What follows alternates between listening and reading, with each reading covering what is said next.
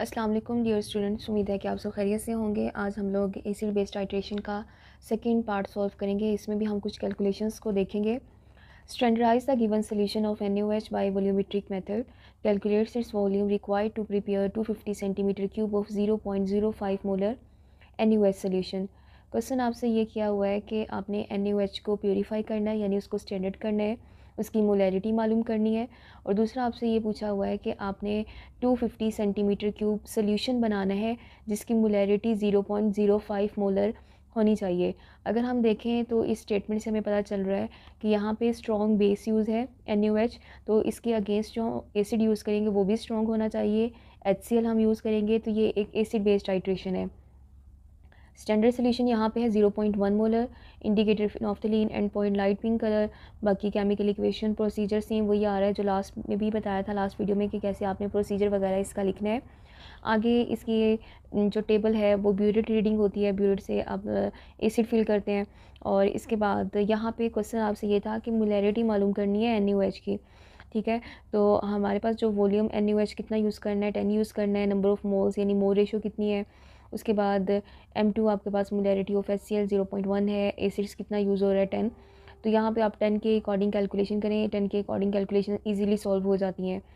NaOH और HCl इसमें molarity आप मालूम करना चाहते हैं, M1 मालूम करना चाहते हैं, बाकी तमाम वैल्यूज़ लगाएं।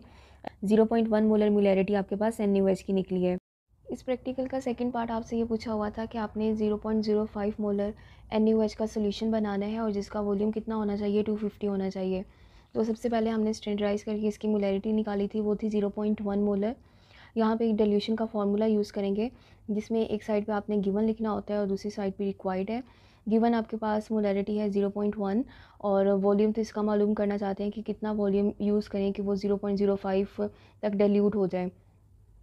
रिक्वायर्ड में है कि आपने 0.05 मोलैरिटी का सोल्यूशन बनाना है और उसका वॉल्यूम कितना होना चाहिए, 250 सेंटीमीटर होना चाहिए। जब इसे सॉल्व करेंगे तो आपके पास आंसर निकलता है 125 सेंटीमीटर क्यूब। इसका मतलब ये है कि अगर आप 250 सेंटीमीटर क्यूब सोल्यूशन बनाना चाहते हैं 0.05 मोलर का, तो आपको 125 सेंटीमीटर क्यूब NaOH सोल्यूशन चाहिए होगा। नेक्स्ट आपके पास इसी टाइप का प्रैक्टिकल है, सिर्फ यहाँ पे मोलैरिटी की वैल्यू चेंज की है 0.02 मोलर, और पहले आपने बनाया था 250 सेंटीमीटर क्यूब में, अब 1 DM क्यूब में यानी 1000 ml में आपने सोल्यूशन बनाना है। ठीक है, तो आप प्रैक्टिस करें यही सेम प्रोसीजर यूज़ करते हुए। नेक्स्ट आपके पास प्रैक्टिकल है, ये प्रैक्टिकल इंपॉर्टेंट है। वैल्यूज़ थोड़ी सी चेंज हो सकती हैं लेकिन प्रोसीजर वगैरह वही होता है। The given solution contains 7 gram of impure caustic soda dissolved per dm cube. Determine the percentage impurity of the sample.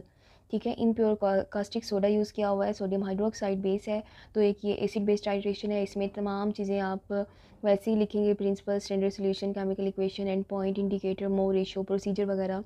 इसमें ऑब्जर्वेशन का टेबल भी बनेगा। ऑब्जर्वेशन से नेक्स्ट देखें, कैलकुलेशन उसने पूछा है कि आपने 7 ग्राम जो इम्प्योर कास्टिक सोडा ना, इसमें आपने बताना है कि कास्टिक सोडा कितने परसेंट प्योर फॉर्म में मौजूद है और इसके अंदर इम्प्योरिटी कितने परसेंट है। तो हमें कैलकुलेशन करनी है NaOH के अकॉर्डिंग। तो मोलैरिटी भी हम NaOH के अकॉर्डिंग निकालेंगे, फिर उसके बाद स्ट्रेंथ वाला फार्मूला यूज़ करेंगे जिसे अमाउंट पर लीटर भी बोलते हैं, अमाउंट पर DM क्यूब भी। स्ट्रेंथ और अमाउंट ऑफ NaOH डिजॉल्व पर DM cube, molarity multiply molecular weight of NaOH। Molarity 0.1 molar और मोलिकुलर वेट कितने हैं 40, और इसको सॉल्व करेंगे आंसर आ गया है 4 ग्राम। अब आपने परसेंटेज प्योरिटी कैसे निकाली जाती है, उसके लिए फार्मूला होता है स्ट्रेंथ ऑफ सोल्यूशन, जो सोल्यूशन की स्ट्रेंथ है उसको डिवाइड कर देंगे जो इम्प्योर सैंपल का मैस है वो कितना है 7 ग्राम है, मल्टीप्लाई 100 से इसको सॉल्व करेंगे आंसर आ जाएगा 57.14%। यानी अगर 7 ग्राम इम्प्योर कास्टिक सोडा है उसमें 57.14% के अकॉर्डिंग उसमें NaOH इतने परसेंट मौजूद है। अगर आप इम्प्योरिटी की बात करते हैं तो 100 में से माइनस कर देंगे जो 57.14 आ रहा है, तो आंसर कितना आया 42.86। ये इम्प्योर फॉर्म में मौजूद है आपके पास। रिज़ल्ट में जो कि उसने पूछा हुआ था इम्प्योरिटी, इसलिए रिज़ल्ट में आप इम्प्योरिटी को मेंशन करेंगे। ठीक है, पहले आप परसेंटेज प्योरिटी निकालेंगे तभी इस काबिल होंगे कि हम इम्प्योरिटी निकाल सकते हैं। अगला देखें, एक्सरसाइज सेम इसी तरीके से है, वैल्यू सिर्फ चेंज कर दी है। यहाँ पे है 6.5 ग्राम इम्प्योर NaOH को डिज़ोल्व किया हुआ है, और दूसरा यहाँ पे परसेंटेज प्योरिटी पूछी हुई है। ठीक है, वहाँ पे इम्प्योरिटी था, यहाँ पे प्योरिटी है, यानी आपने सिर्फ इतना सॉल्व करना है। ये स्ट्रेंथ वाला फार्मूला अप्लाई करके 57.14 तक सॉल्व करेंगे, लेकिन इस प्रैक्टिकल में आंसर आपके पास निकलेगा 30.8%। अगला न्यूमेरिकल देखें, experiment. A given solution contain 6.5 gram mixture of Na2SO4 and NaOH dissolve पर 500 centimetre cube, determine the percentage composition of the sample. आपके पास एक मिक्सचर दिया हुआ है, मिक्सचर दो चीज़ों का है, एक है Na2SO4 और NaOH का, लेकिन अब ये जो 6.5 वैल्यू है ये डिज़ोल्व है 500 सेंटीमीटर क्यूब में। तो हमें सबसे पहले क्या करना है कि अमाउंट पर लीटर का फॉर्मूला अप्लाई करेंगे और वैल्यू निकालेंगे डेसीमीटर क्यूब के अंदर, यानी डीएम में आपने वैल्यू निकालनी होती है। अगर ये देखें तो इसमें Na2SO4 जो है एक सॉल्ट है और बेस यहाँ पे कौन सी है, NaOH। इसके अगेंस्ट जो एसिड यूज़ करेंगे वो HCl होगा। तो ये एक एसिड बेस्ड टाइट्रेशन है। तमाम बातें वही दोबारा से जो आती आ रही हैं, principle, standard solution, indicator, end point, ये सारी चीज़ें आपने इसकी लिखनी है। आगे मोलैरिटी जो निकली है वो कितनी है, 0.1 मोलर। NaOH की मोलैरिटी इतनी ही मोस्टली निकलती है और आपने इसी को यूज़ करना है, इससे कैलकुलेशन थोड़ी आसान हो जाती है। आगे जो वैल्यू दी हुई थी ना वो 500 सेंटीमीटर क्यूब में मिक्सचर की वैल्यू दी हुई थी। Na2SO4 और NaOH कितनी थी, 6.5 ग्राम। अब हमने मिक्सचर की ही वैल्यू निकालनी है, लेकिन 500 की बजाय हम किस में निकालेंगे, 1000 सेंटीमीटर क्यूब में या 1 DM क्यूब में। ठीक है, तो 500 के अंदर कितना है, 6.5 ग्राम। 1 के अंदर कितना होगा, 6.5 डिवाइडेड बाई 500। एक्चुअल में किस में निकालनी है, 1000 सेंटीमीटर क्यूब में। तो 6.5 डिवाइडेड बाई 500 मल्टीप्लाई 1000, तो आंसर आ गया 13 ग्राम।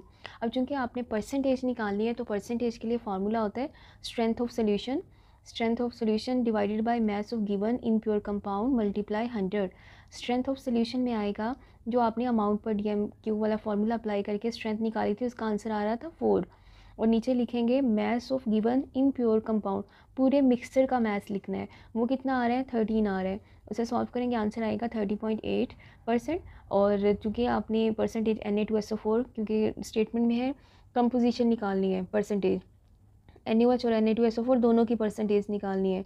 NaOH की भी आपने निकाल ली और Na2SO4 की जो परसेंटेज है वो कितनी आ रही है, 69.2%।